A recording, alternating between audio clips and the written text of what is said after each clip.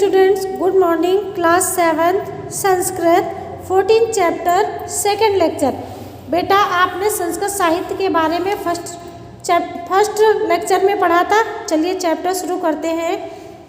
संस्कृत भाषा या वाङ्मय।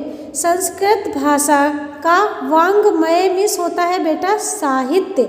संस्कृत भाषा का साहित्य अतीव विशालम वर्तते।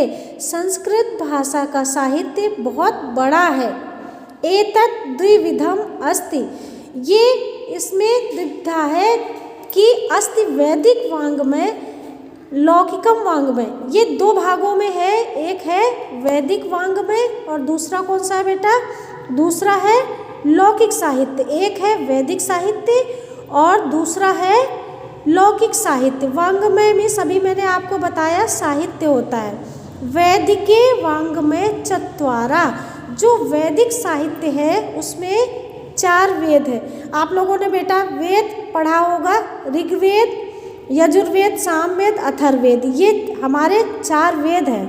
तो चत्वारः वेदा। चत्वारा मीन्स होता है बेटा 4 वेद होते हैं। कौन कौन से? पहला है ऋग्वेद, दूसरा यजुर्वेद, तीसरा सामवेद और चौथा कौन सा है बेटा? यजुर्वेद। ठीक है। अथर्ववेद, ऋग्वेद, यजुर्वेद, सामवेद और अथर्ववेद, ये प्रमुख ग्रंथ संतमिस है। यदत एता अतिरिक्तम ब्राह्मणा आरण्यका उपनिषद। इसमें इसके अतिरिक्त ब्राह्मण और ये जो साहित्य है, उपनिषद है, सूत्र ग्रंथ है, ये इसके 6 अंग हैं। और अपिमिस भी वैदिक वाङ्मय गणयन्ते। इसकी वैदिक साहित्य में गणना होती है। और लौकिके वाङ्मय, लौकिक साहित्य तु रामायण महाभारते।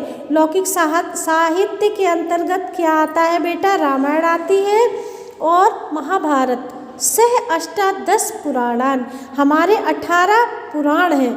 कौन कौन से? स्मृति, नाना शास्त्राणि, काव्य, नाट्य। इसमें बहुत नाना प्रकार के शास्त्रों का वर्णन है और काव्य है। और नाटकादीन च गण्यते।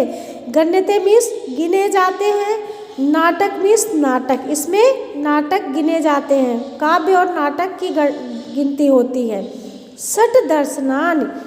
जो 6 दर्शन है, जैन साहित्य, बौद्ध साहित्य च लौकिक। जैन साहित्य, बौद्धिक साहित्य और लौकिक साहित्य महत्वपूर्ण अंग कहे गए हैं। मानते वर्तनते मीन्स मानते हैं इनको, वर्णन है इसमें। अब आपका ये लेक्चर यहीं तक। अगला लेक्चर कल पढ़िएगा।